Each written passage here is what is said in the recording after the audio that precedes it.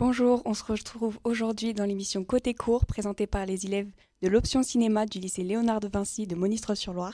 Et aujourd'hui, on accueille Pauline Gay pour son court-métrage Pavane présenté en compétition à la 46e édition du Festival de Clermont-Ferrand du court-métrage. Bonjour Pauline. Bonjour.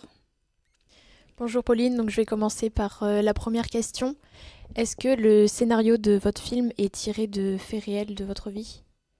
Oui, effectivement, c'est un film qui est librement inspiré de la vie, de ma vie et celle de ma mère. Ma mère était ouvrière dans une usine pendant 30 ans. Et au moment où elle est partie à la retraite, moi, je commençais à faire vraiment du cinéma. Et c'est un choix qu'elle n'a pas bien accueilli. Et, euh, et donc, il y avait chez moi une petite blessure, même une grande, parce que je me demandais toujours si je devais pas changer de métier. Et donc, ça a été le fruit d'une longue réflexion qu'on peut. Et donc, et ça a donné ce film, en fait. Parce que c'est vrai que la question qui m'habite le plus, c'est la question du transfuge. Bon, c'est un mot que j'aime pas trop, je préfère utiliser le mot transclasse. Mais je trouve que c'était plus intéressant finalement de montrer la vie de ma mère parce que souvent on montre les transfuges, on les montre en exemple et on dit qu'ils sont le fruit d'un mérite, qu'ils sont pleins de volonté. Et moi je crois au contraire que en fait ce qui fait qu'on change de classe sociale, euh, c'est plutôt des conditions, des paramètres externes. Je pense par exemple à Spinoza et la puissance d'agir. Et en fait, je crois que montrer en exemple les gens qui ont réussi à changer de classe, c'est aussi dire que ceux qui sont restés dans leur classe, ils ne le méritent pas.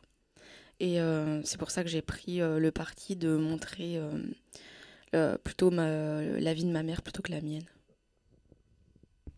Et on ressent dans le court-métrage un certain paradoxe entre la solitude que subit votre mère et la solidarité qu'il y a entre les ouvrières de l'usine. Et je voulais savoir si c'était un parti de vous qui vouliez montrer ça ou pas. Bah, en fait, moi j'avais travaillé dans l'usine de ma mère quand j'avais 17 ans et pendant un été. Et j'avais fait un constat, c'était que les femmes restaient avec les femmes et les hommes restaient avec les hommes. Et parmi les femmes, il y avait beaucoup de solidarité. Et c'est quelque chose qui vient contrebalancer en fait la dureté du travail qu'on voit dans le film. Un abattoir, c'est quand même un lieu un peu, enfin même beaucoup mortifère en fait. Et je trouve que il fallait donner un peu de respiration et ses collègues avec le moment où elle l'enrubane et tout ça et qu'elle le mette sur la chaise. C'est un truc que ma mère a vraiment vécu et je trouve que ça amène un peu de joie et finalement c'est peut-être ça la valeur de ces années, ces amitiés. Le tournage a duré combien de temps? Alors le tournage il a duré 9 jours. Et c'est quoi qui a été le plus long à tourner dans le film? Je je crois pas qu'on peut parler d'une scène qui serait plus longue à tourner. En revanche, je dirais que la scène du réfectoire, c'est peut-être celle qui nous a pris le plus de temps parce qu'il y avait beaucoup de personnages. C'est un moment où donc les personnages des jeunes, ils parlent de la retraite. Et ça, c'était une scène que j'avais écrite, mais qui était aussi le fruit d'une improvisation, puisque en fait, quand j'ai fait mon casting des ouvrières qui sont de réelles ouvrières, je les ai interviewées et donc j'avais quelques anecdotes que j'ai réinjectées dans le scénario. Et au moment du tournage, j'ai demandé à Corinne, qui elle est une actrice confirmée, de, euh, de, de, euh, de mettre en place une conversation pour qu'elles puissent chacune délivrer leurs témoignages et leurs anecdotes. Donc c'était long à mettre en place parce que il fallait que la conversation puisse prendre vie et puis que ça ait l'air un peu pris au vif comme ça. Et en fait, donc mais en fait, finalement, ça a été assez rapide parce qu'il y avait une bonne osmose entre Corinne et toutes ces ouvrières parce que Corinne a tout de suite été les voir, leur parler. Et finalement, il n'y avait pas de différence entre les pros et non-pros. Dans votre film, vous flirtez un peu avec une approche documentaire. C'était un choix du coup. Oui, oui, c'est un choix parce que, en fait, à chaque fois que c'est un peu le fruit de ma recherche cinématographique. C'est la limite entre fiction et documentaire. Et à chaque film, en fait, je change mon dispositif pour étudier ça. Donc, cette fois-ci, j'ai des actrices confirmées, mais en même temps, je vais dans un lieu et je prends des images documentaires des ouvrières qui sont en train de travailler. C'est leur vraie vie, c'est leur vrai témoignage. Donc, c'est un petit mélange, en fait. Et pourquoi cette musique pavane était autant importante pour vous et pour le film au point d'en faire un titre? Euh, En fait, pavane, c'est une musique que ma mère aimait bien, qu'elle avait, elle, découvert dans une pub, mais que moi, j'avais découvert en cours de musique.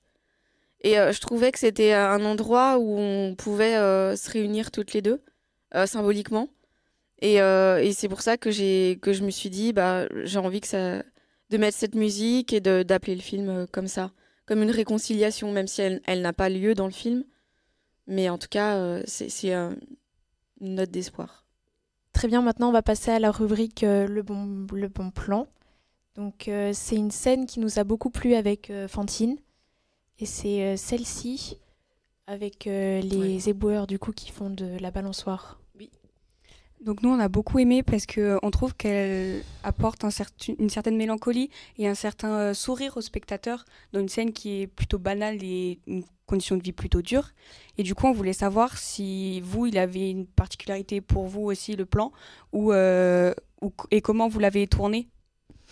Alors, ce plan, il est très, très, très, très particulier pour moi parce que c'est vraiment le plan qui me faisait tenir au moment où j'avais des doutes. Il y avait deux choses qui me faisaient tenir. C'était de mes actrices, mais aussi l'idée de tourner ce plan. Parce que, en fait, c'était un plan assez difficile à mettre en place techniquement parce que, en fait, la balançoire n'existe pas à cet endroit. Donc, il a fallu la poser là et puis aller convaincre les éboueurs de venir et de faire des allers-retours. Enfin, c'est toute une mise en place assez énorme. Et en plus, il y avait le soleil qui allait arriver. Enfin, donc, tout un tas de choses à gérer. Mais en fait, cette image, elle me plaît parce que je cherchais une image qui soit en fait le symbole du temps qui s'arrête pour Cora, pour ce personnage qui a vécu dans une cadence hyper rythmée tout au long de sa vie. Et j'avais envie aussi d'un moment où quelqu'un s'arrête de travailler et profite d'un instant. Et en plus, la balançoire peut aussi faire penser à l'enfance et à la fille. Et peut-être à ce moment-là aussi, elle pense à sa fille qui s'est peut-être balancée quelques années auparavant. Et donc tout ça faisait que cette image était l'image parfaite pour raconter ce moment-là et aussi montrer une vision du monde qui est en train de changer peut-être un tout petit peu pour cette femme. Eh bien, merci Pauline Gay de nous avoir parlé de votre film Pavane. Quant à nous, on se retrouve bientôt dans un nouvel épisode de Côté Court sur LDV Média, Option Cinéma.